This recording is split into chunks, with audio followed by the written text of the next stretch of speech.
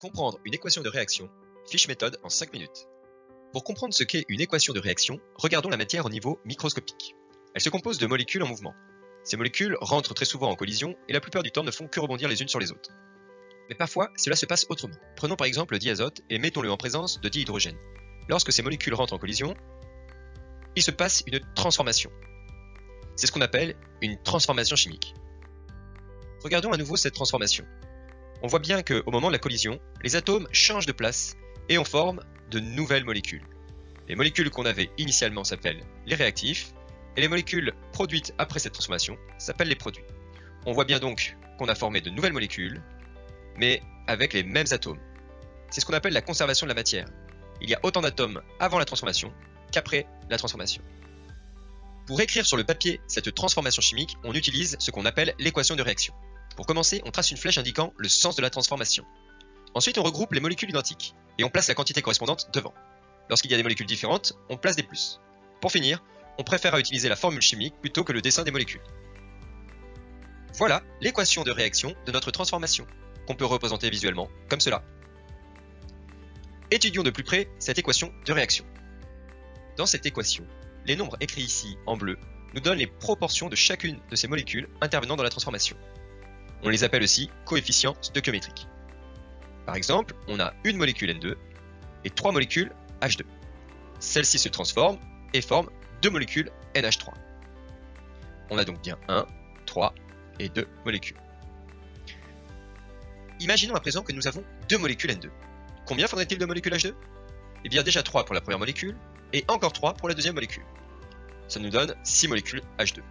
Tout ceci se transforme et forme ensuite 4 molécules NH3. Regardons à présent nos coefficients stoichiométriques dans l'équation de réaction. On a bien 1 N2 pour 3 H2. Il y aura donc toujours 3 fois plus de H2. Pour trouver la quantité de molécules H2, il faudra toujours multiplier donc par 3. De même, pour les molécules NH3, on a un coefficient 2. Il faudra toujours multiplier par 2 le nombre de molécules N2 pour obtenir le nombre de molécules NH3. Et maintenant, si nous avons 300 molécules N2, le raisonnement sera exactement le même.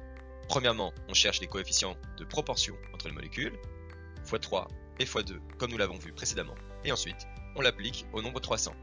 Pour le H2, il y aura donc 3 fois plus de molécules, ce qui fait 900. Et pour NH3, il y en aura 2 fois plus, ce qui fait 600. Si on utilise la même équation pour des quantités beaucoup plus grandes, 4 fois 10 puissance 30, eh bien, le raisonnement ne change pas. On multipliera par 3 cette valeur pour trouver le nombre de H2, ce qui nous fera 12 fois 10 puissance 30, et on multipliera par 2 pour trouver le nombre de NH3, c'est-à-dire 8 fois 10 puissance 30. Faisons à présent 2 exercices avec des équations de réaction différentes pour voir si vous avez bien compris. Dans cette transformation chimique, nous avons au départ 3 fois 10 puissance 23 molécules CH4, et nous cherchons la quantité de l'autre réactif qui a réagi et la quantité des produits qui ont été obtenus. Alors, à vous d'essayer de le faire, faites pause, prenez une feuille de papier et ensuite regardez la correction.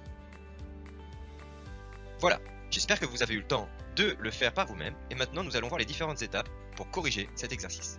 Déjà, la première étape, c'est toujours de trouver les coefficients de proportion entre les molécules. Ici, nous avons une molécule CH4 pour 2 molécules O2.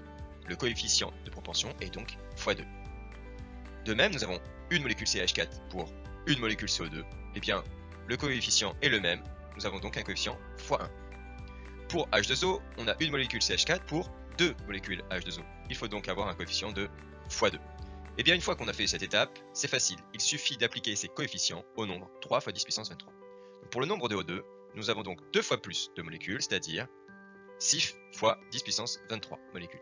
Pour CO2, le coefficient est x1, on a donc le même résultat.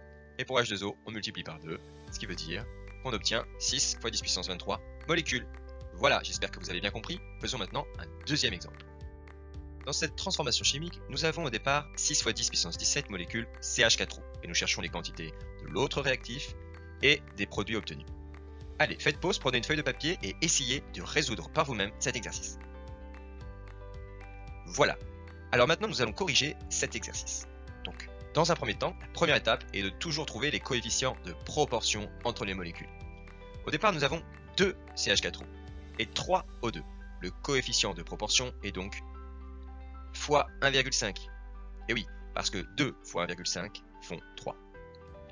Pour trouver le coefficient de proportion de CO2, on a au départ 2 CH4O et 2 CO2. Le coefficient est le même, nous avons donc fois 1. Et pour trouver H2O, nous avons au départ 2 CH4O et 4 H2O. Il y en a donc 2 fois plus, donc le coefficient de proportion est fois 2. Et bien maintenant que nous avons trouvé ces coefficients, rien de plus facile, il suffit de l'appliquer à 6 fois 10 puissance 17. Pour trouver le nombre de O2, nous faisons donc fois 1,5, ce qui nous fait 9 fois 10 puissance 17 molécules. Pour trouver la quantité de CO2, nous faisons fois 1, cela ne change pas le résultat, donc 6 fois 10 puissance 17 molécules. Et pour trouver la quantité de H2O, on fait fois 2, ce qui nous donne 12 fois 10 puissance 17 molécules. Et voilà, c'est aussi simple que ça.